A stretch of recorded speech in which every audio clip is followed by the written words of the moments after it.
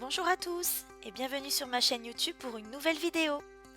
Alors aujourd'hui on va parler page de scrap et pour cela je vous propose un tuto pour réaliser un fond de page maison de A à Z à base d'aquarelle, les Stabilo Pen 68. Donc pour cela on va commencer par bien choisir son cardstock de base et là j'utilise un papier au grammage assez épais qui permettra de ne pas gondoler avec l'eau que l'on va mettre dessus pour poser l'aquarelle. Donc pour réaliser ce fond de page, munissez-vous d'une règle et d'un crayon à papier et puis de manière aléatoire, tracez des axes qui vont dans tous les sens pour avoir quelque chose d'assez freestyle. Donc on ne réfléchit pas, on prend sa règle et on trace.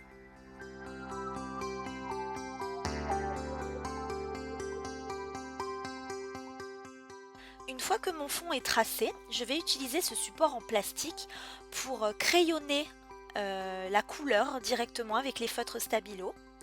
Et avec un pinceau à réservoir, je vais venir récupérer le pigment afin de le déposer directement sur le papier, tout en compressant le pinceau pour que l'eau sorte et puisse diluer et diffuser la couleur sur le papier.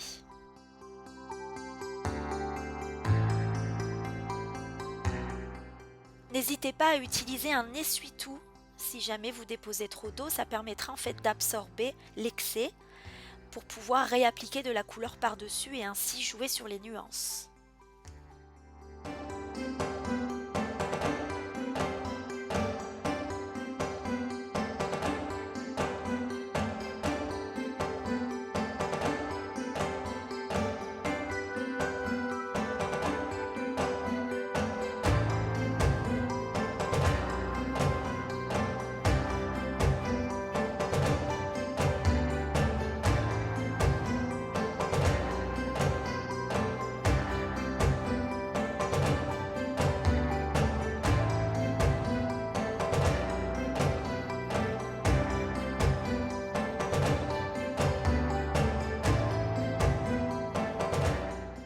N'hésitez pas à réutiliser les mêmes couleurs pour pouvoir jouer sur les nuances et d'avoir quelque chose de plus ou moins soutenu.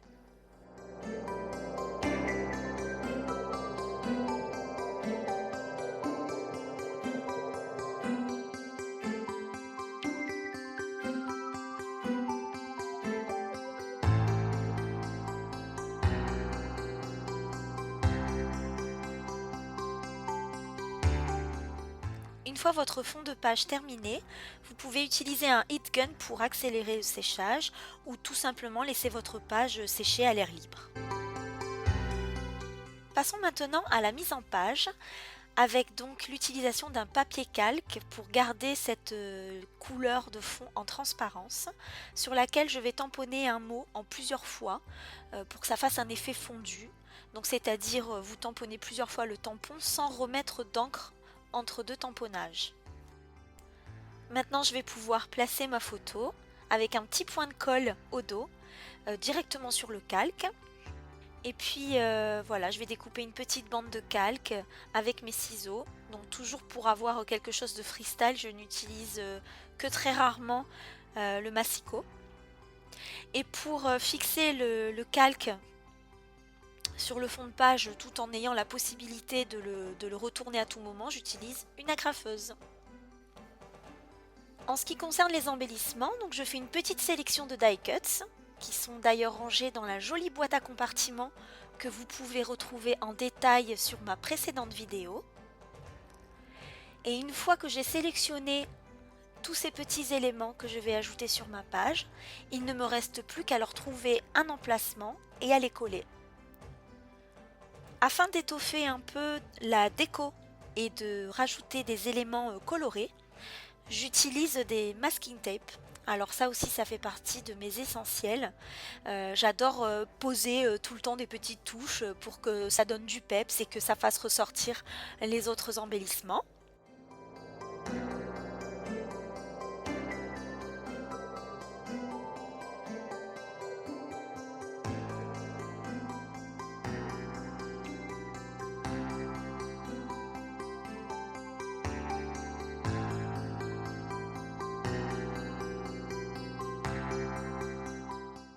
en plus du Hello en die cuts que je viens de coller, je rajoute des petits tampons alphabet de Laura by Laura pour constituer le mot Madrid.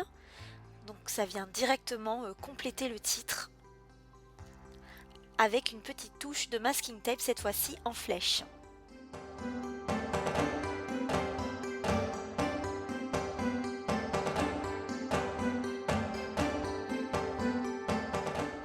Et pour terminer, j'ajoute quelques lignes de journaling sous la photo afin d'illustrer et de raconter l'histoire.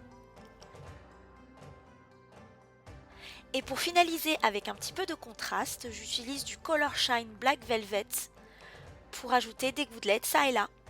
Et voilà, c'est terminé.